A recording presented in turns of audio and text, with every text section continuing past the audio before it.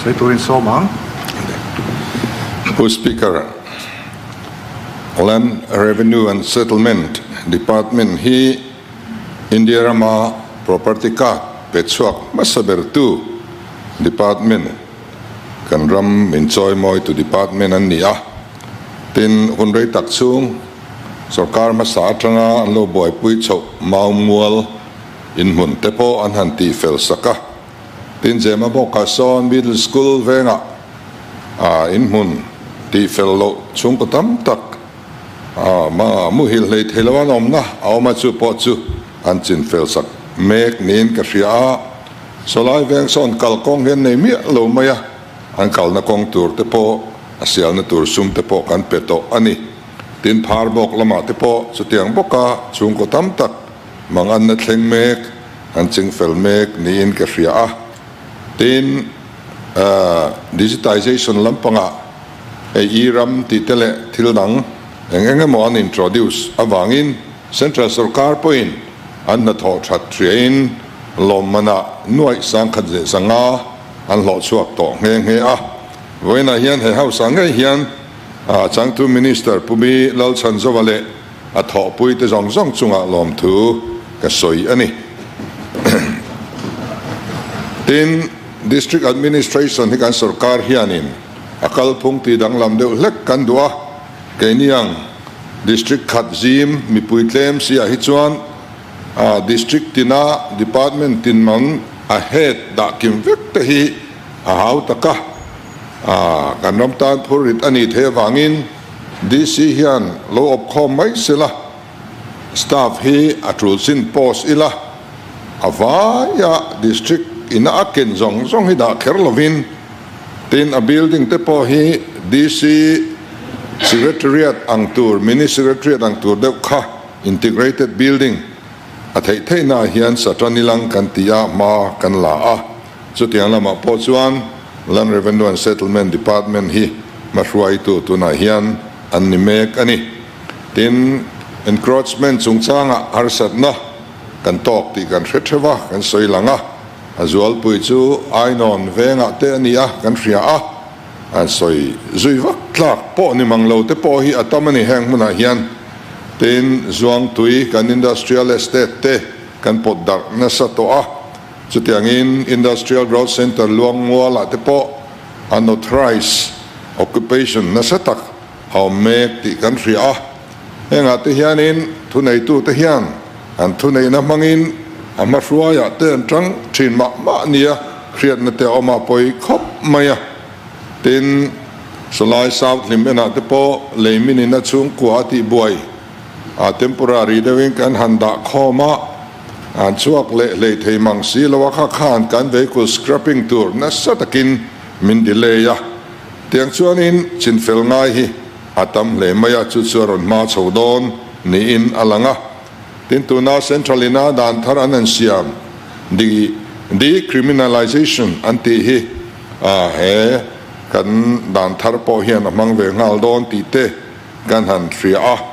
tun ma chuan india ram dana lungin tan turkha atam mai ni a fine lama kha tlem te ni si lungin tan lam khangai siang chi kha khanin zel administration a khoi boi tak wangin lungin tan zong khachu tire reta asum le pai zonga soi tir tura ti tur tiani ta kan state point khatiang dan kan lo nei kha hei kan revise mek zela enge mozat kan siam thatoa lungin tan ngai lo tur chin poisa faya in soi tir ang zong in asiam thei thei chu kan siam rem mek zel ani tichuan he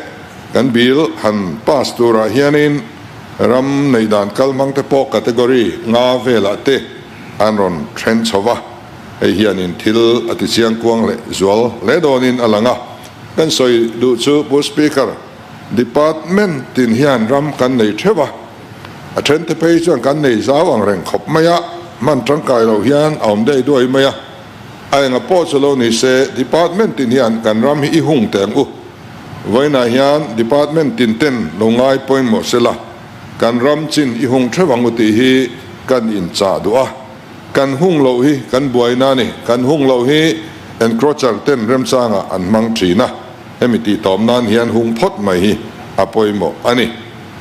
tin kan bila hian om che lo point a rules lampanga engemo in negotiate theidan provision te omve a time o hey department te po an hanin negotiate an man tang kai vak lo kha a helai hi chu education department in sikulatan kan va mam em kan khotlang hian mun kan nei si lo han tiang chi hanin biak rem ngai ang chi hi ei kan huna po kan tong zeu zewa in biak rem nai kan kal pui mai thina dan zuk lo chan tur che hi omem ka hrelowa khang te po kha kan bil a hianin a rules lampanga ron te khem ni theise that te kan ringa ten puvial bela te ho hianin zo thei huan an tia ka khria si lo chuan tingtlang khua somruk somsaria hianin zo thei huan an siama tikan ngo an siama thei rang rang an phuna a tha em mai ni heng te hi mi mal le pol thanem ngai ten anon ti chawania khatiang chi kha emi category pangasi nga aeng beramo hianin khunga ron hum hau so theya anei tu ni na chanvo right te po an pek so theidan kha om kan ringa chung te po churi ruwa alo om ani ten kan member theng khat ten kan soi chua to mandir chung chang hi kan ram a hian lui ka ma hian asira hianin mandir hi mutur om nual to ni an lo sa ve ngot maya atira khamiram nei tu VC te NGO te na engma an lo ti lo chuan arei huna intria saka khachuanin sa common in the kholo sak khalo ni to apoi viu maya khalaya khan khotlang point sarkar point thilti du kan lo nei theya anok theni chubang chuan helaya hianin ami pui mimir kan NGO le thu nei tu zong song hi film khordevila tiang hi kan rama awm lo dan tur kan ngai to angai khop mai chu voina kan thule la te hian min ti beng war se thale in karinga ato ber kan soinu chu forest ram boy thak dan kan leader of opposition ina han soi kha adik chi maya emi conservation of forest act trim hisu anok tran lo ni anok tran lo wa forest conserve natur khani maya amaro chu kan nok tak pui em hisu godawaran case hian ta godawarana na akhin na supreme court ina ahan pompui ta ka hianin anything green hi forest ani taringot mai ni tu na chuanin khami definition kha apply zel ani ta ka wangin revenue rampolo ni se community rampolo ni se animal ram LSC thapa nei po ni se irrespective of ownership ati tlatani aram nei tu ani dang ka eng po lo ni se thil hring ani ta son forest ramani ti khani ta top awangin hei hianin central sarkar ati boya state zong uti zong min ti boya ni kanna ma po chu kan har san nani chu wang chuan kha government case kha in kin chauzel ania hetian suit na la om si lova